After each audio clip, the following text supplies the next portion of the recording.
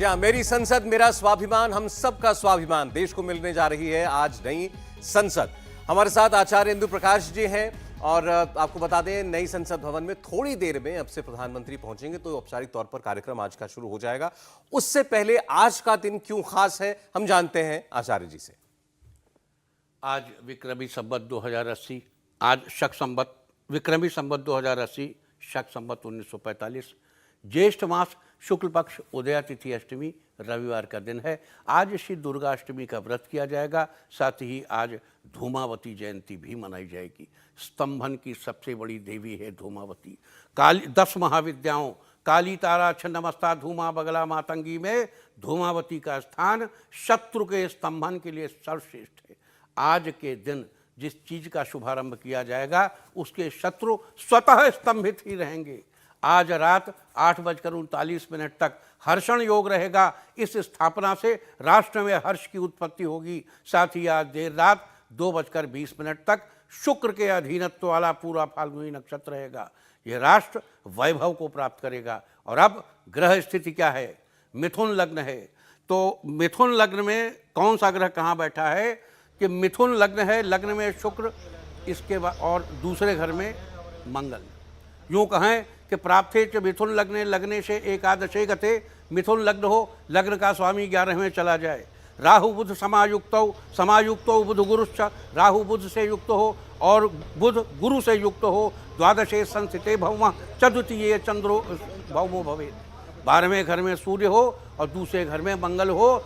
नीच राशि गते भौमः च 9वें शनिर्गते और 9वें घर में शनिदेव स्थित हो। 5वें संस्थिते केतुर शनि लक्षितो भवेत् चंद्रो तृतीये संस्थिते तथा तृतीये संस्थिते चंद्रो क्रूर खेटा निशापति ही।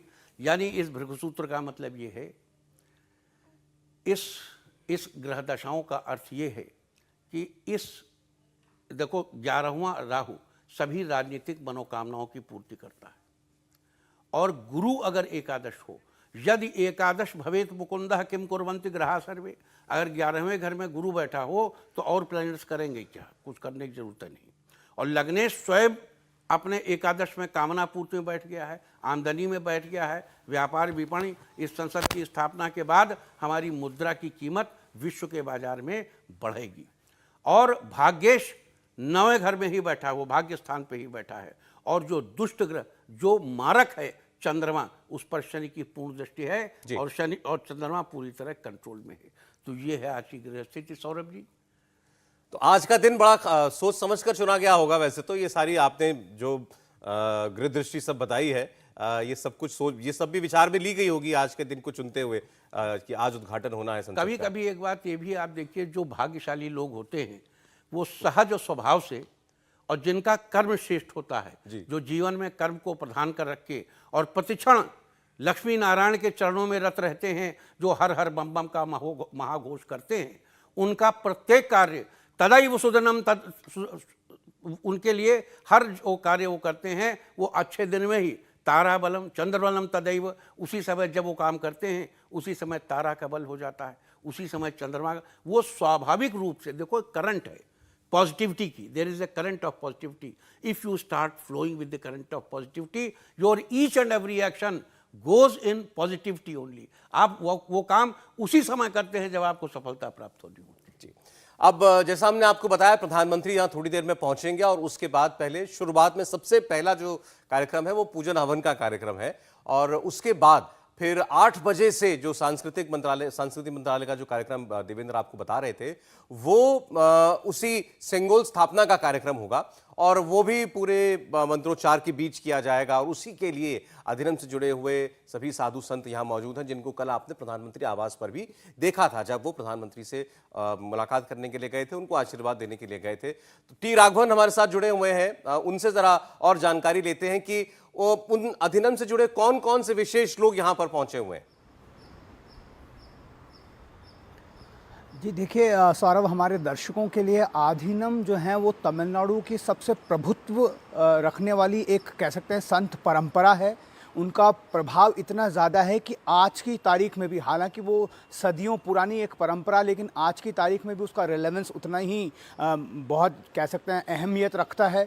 18 छोटे बड़े अधिनियम आज भी तमिलनाडु में मौजूद हैं। ख़ास तौर पर अगर आज के कार्यक्रम की बात कर लें तो तिरुवावडुदुरई, जिस अधिनियम ने 1947 में पंडित नेहरू को ये सेंगोल सत्ता के हस्तांतरण के प्रतीक के रूप में सौंपा था, उसके जो प्रमुख संत हैं देशिका स्वामीगढ़ अम्बलवान, उन्हें वहाँ पर ख़ास तौर पर आमंत्रित किया गया है और ये कहा जा रहा है कि वो ही उस सेंगोल की स्थापना वहाँ पर करेंगे। प्रधानमंत्री के हाथों ये काम होने वाला है। इसके अलावा मदुरई अधिनियम, करूर अधिनियम, इसके अलावा धर्मपुरम अधिनियम, ये ऐसे फेमस अधिनियम आज भी तमिलनाडु में मौजूद हैं, जिनके करीब 21 संतों को वहाँ पर बुलाया गया है। इनके साथ ओदुवार, एक बहुत ही प्रचलित टर्म है तमिलनाडु में सौरभ। ओदुवार वो लोग हैं जो इन राघवन में बस एक मिनट आपको रोक के तस्वीरें पढ़कर दिखा दूं। प्रधानमंत्री की गाड़ियों का काफिला आपको दिखाई दे रहा है संसद भवन की ओर जाते हुए। देवेंद्र, आप बता रहे थे कि पहले अभी जो मौजूदा संसद भवन है वहां से होते हुए फिर पहले वहीं प्रवेश करेंगे और वहां से फिर नई संसद भवन में आएंगे। जी हाँ, बिल्कुल। ये अभी पार्लियामेंट के गेट में यहाँ से वो लेफ्ट टर्न लेंगे। लेफ्ट टर्न लेने के बाद पूरा पीछे के हिस्सा से घूमते हुए जब सामने की तरफ निकलेंगे, जो प्रधानमंत्री का गेट होता है पुरानी बिल्डिंग में, वो गेट नंबर 6 है। वहाँ पर प्रधानमंत्री उससे आगे बढ़ते हुए थोड़ा और आगे आएंगे और जो स्पीकर का चैम्बर है वहाँ के आसपास उनकी गाड़ी रुकेगी और फिर वहाँ से पैदल वॉक करते हुए वो जाएंगे नई बिल्डिंग की तरफ। दोनों के बीच, जैसा कि पहले हम लोग बातचीत कर रहे थे, कि लगभग 15 से 20 कदम का ही फासला होगा। प्रधानमंत्री नरेंद्र मोदी को उतने जो पैदल चलना होगा और उसके बाद फिर वहाँ पर जहाँ पूजा पाठ के लिए एक पंडाल बनाया गया है, जहाँ पर, और अभी का जो ये कार्यक्रम है सौरभ, ये सार्वजनिक कार्यक्रम नहीं है, ये बहुत लिमिटेड कार्यक्रम है। यानी कि जिन मेहमानों को आज के कार्यक्रम के लिए आमंत्रित किया गया है उनका प्रवेश पार्लियामेंट बिल्डिंग में 11 बजे के बाद होगा। अभी सिर्फ सिलेक्टेड लोग जो कि इस पूजा के कार्यक्रम में या संस्कृति मंत्रालय कार्यक्रम में, क्योंकि 2 कार्यक्रम होने, एक तो सेंगोल की बात हम लोग कर रहे हैं, दूसरा 75 रुपए का सिक्का और एक डाक टिकट जारी किया जाना है। तो इन दोनों के लिए, जो कि उसके लिए लगभग 4 से 5 मिनट का समय रखा गया और सेंगोल के लिए लगभग 40 मिनट का। शोएब और पवन नारा चूंकि संसद भवन के बाहर ही मौजूद हैं। शोएब, प्रधानमंत्री पहुंच चुके हैं संसद भवन, यहां से मतलब औपचारिक कार्यक्रम बस शुरू होने जा रहा है।